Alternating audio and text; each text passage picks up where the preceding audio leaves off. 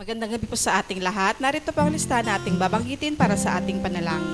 Pastor Estela Jeronimo, Pastor Ted Ribo and Family, Pastor Nael Tongco and Family, Pastor Jerry Dalagit, Pastor Ronnie and Sister Leonie, Reynosa Family, Pastor June Jeronimo and Family, Pastor Samuel Montiagodo, Nana Nemen, Sister Neneng, Sister Blancy, Baby Muding Mijares and Family, Sister Judith, Brother Chris and Brother NC, Sister Jenaline Katrina Concep and Kyle Valiente, Marinas Family, Sister Christina and Sister Jessica Yamsuan, Sister Edna and Sister Abigail Marquez, Boatis Bartolome Family, Nana Yole and Family, Pastor Larry and Sister Glenda Pontillas, Carizo Family, Brother Ronald Benaventura and Family, Sister Raquel Benaventura, Brother Jojo, Sister Marivic and Sister Neche Giran, Sister Trisha, Trixie and Tristan Larisma, Sister Isang Constantino, Cabales Family, Sister Marlene Macmac, Brother Rod, Sister Ana and Sister Praise de los Santos, Sister Cherry Arzala, Sister Orfa, Sister Sharon and Sister Nimpa, Sister Christine and Brother Michael de la Cruz, Sister Yoli Pantig, Sister Meli Montaño, Brother Jeffrey Carrizo, Sister Feli Dizon, Sister Caroline Bocohan and Sister Nancy, Maulawen Family, Brother Marvin Lau, Sister May Santos, Sister Pina Montiagodo, Sister Edel Castro, Brother Reynaldo Rodriguez, Sister Joy Acosta and Sister Eleodora Medina, Nanay Linolo Lopez, Brother Julius Pantig and Family, Sister Fen MJ Danganan, Brother Dixon Baras, Brother Richard and Brother Scott Michael Wayan, Brother Gerald Handa and Family, Sister Sarah Licardo and Family, Brother Brian Bernardo, Sister Cam Saito, Zabala Family, Sister Nihal Abdul Rauf and Brother Alexander Mamao, Sister Cecilia de Sahagun, Brother Delio Larin, Sister Liway Apo and Family, Brother Francisco Fabiliar, Brother Sam Benisano, Sister Baby Orsabi and Sister Belen, Brother Jerry Lazaro and Family, Sister Zea Callejo, Brother Vic Gutierrez and Family, Brother Francisco Senon, Baby Gavin Manzulim, Sister Lani Ramos, Sister Janet Abuel, Sister Hilary Ann Abuel, Baby Julian Chris Alfante, Sister Crescencia Ramos Rico, Nanay Gloria, Pastor Hener Ado, Brother Richard Elima, Brother Michael Tailo, Brother Ishmael and Brother Joaquin Ong, Baby Penelope Jane Leoncio, Brother Juanito Ramos, Sister Joan May Ragusante, Brother Paul Anthony Gutierrez and Family, Sister Filomena Tugade, Sister Madeline Napalang, Sister Maribeth Balahadia, Brother Leo Garcia, Sister Jennifer Lat, Brother Jonathan Binuya, Sister Susan Lopez, Attorney Carlos Borja Jr., Sister Aida Cruz de Leon, Brother Reynaldo Moreno and Family, Sister Jean Baby China and Baby China Antolin, Brother Nelson and Sister Vivian Pabigayan, Sister Julieta Gutierrez, Sister Aida Quiazon, Brother Brian de la Cruz, Sister Mercy de la Cruz, Brother Edgar Ventura, Sister Mariel Sebastian, Mr. and Mrs. Jed and Danny Vedayo, Sister Lizelle Bangayan, Sister Melogene Paliago, Brother Lenz Louis Abangan, Sister Vanessa Abingosa, Brother William Valencia Jr., Brother Ramon Rodriguez, Brother Fritz Mark Nevado, Sister Sandra and Brother Luisito Perez Sr.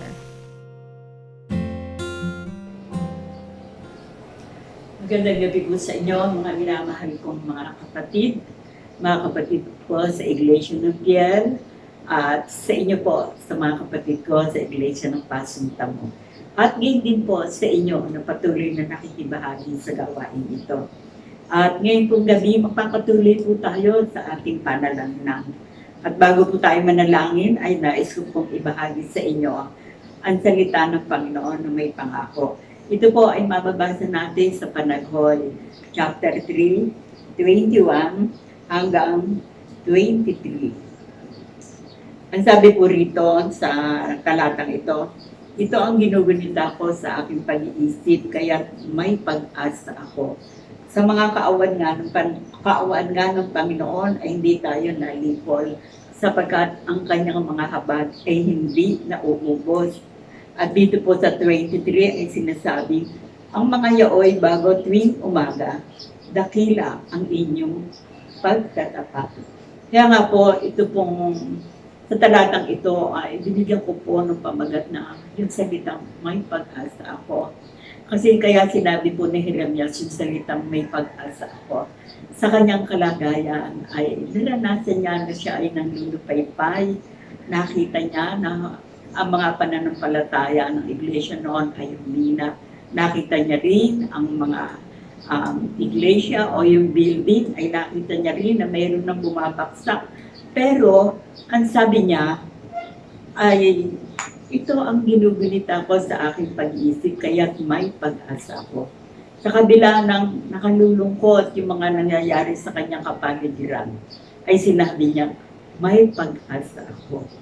At sinabi niyang may pag-asa ako, sabi niya ay, sa mga kaawaan nga ng Panginoon, hindi tayo nalipon. Ibig sabihin, yung habag ng Panginoon na pinadama sa kanila, hindi sila nalipol ng mga kaaway. Kaya nga ang sabi niya, sa mga kaawan nga ng Panginoon ay hindi tayo nalipol.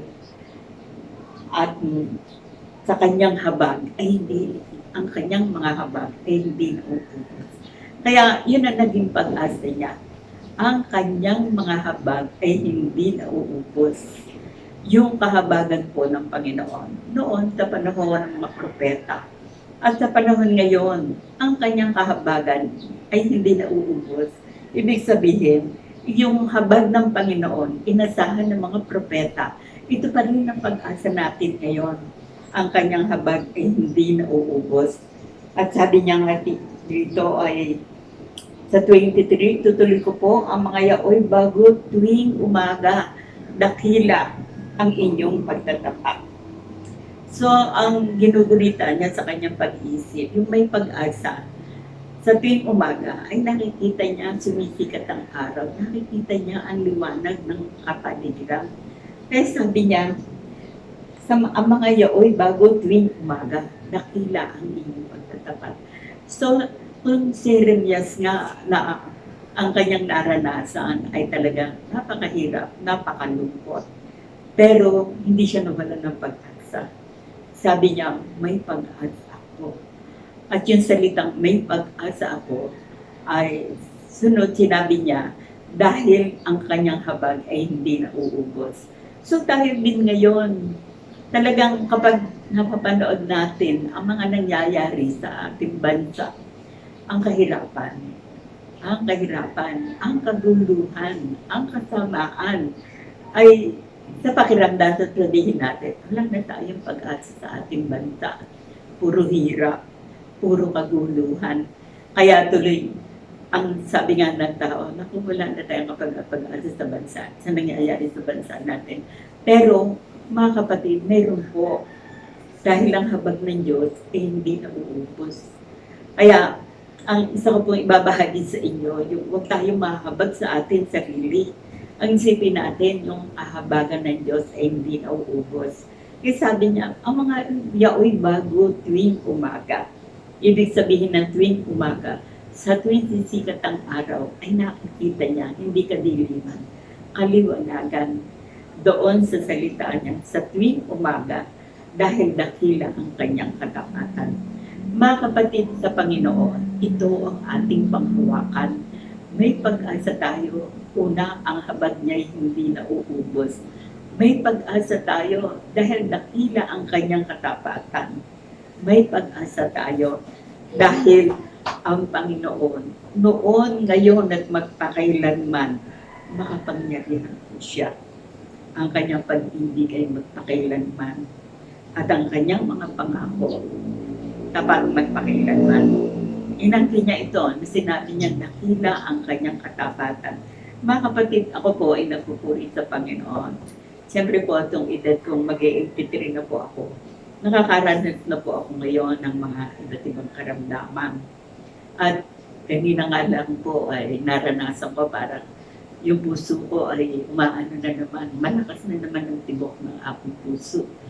Pero talagang ito pong pangakong ang kanyang habag ay hindi nauubos. Hindi nga po. Kaya nga sabi ko sa Panginoon, Panginoon, pagalingin pa ninyo ako. Palakasin pa ninyo ako. Tulungan niyo po ako na makapagpatuloy pa ako sa gawain paglilingkod. Kaya yung pong salitang may pag-asa ako. At ito pong ang kanyang habag ay hindi nauubos. naramdaman ko po na kinabagan ako na nahabag ang Panginoon sa kalagayan ko, may edad na ako. At ako ay babaeng balo. At ang kasama ko sa bahay ngayon, babaeng balo din ang inyong Ate Christy. Dalawa kaming biyuda.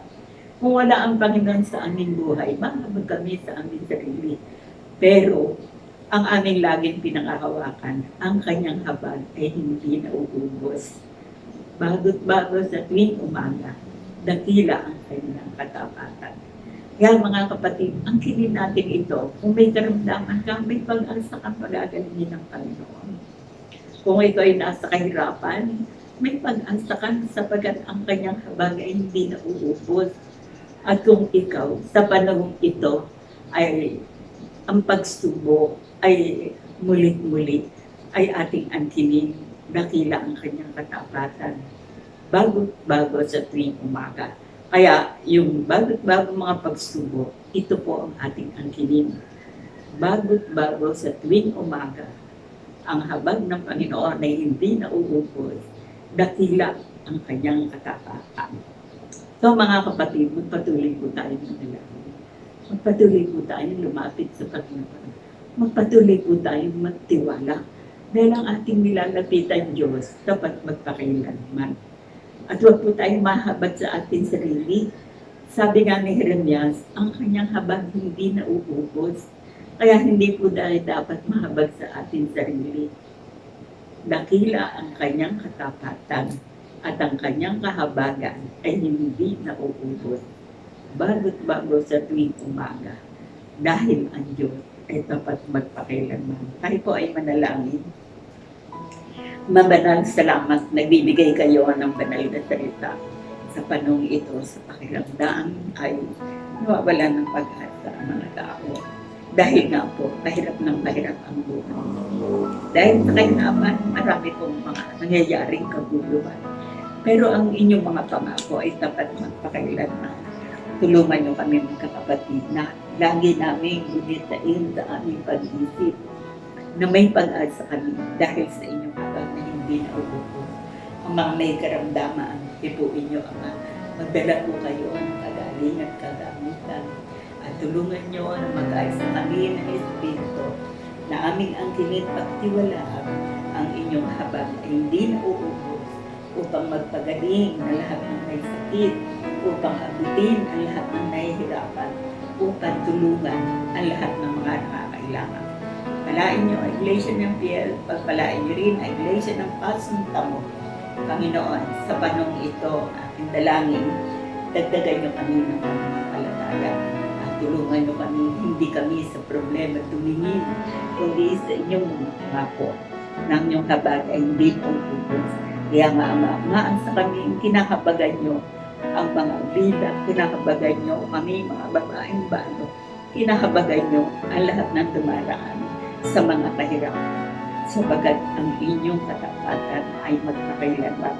Kaya Ama, umaasa nga po ako ang pangailangan ng Iglesia ng Piel at ang pangailangan ng mga kapatid sa Pasang Tamo. Kayo ang aming pag-asa. May pag-asa kami sa mga kahirapan, may pag-asa kami sa mga may sakit, may pag-asa kami sa mabibigat na pagsubok dahil ang inyong kahabagan ay hindi nauubos. Ama, ang lahat ng ito ay aming hinihingi. Ipinagpapasalamat sa pangalan ni Jesus. Amen.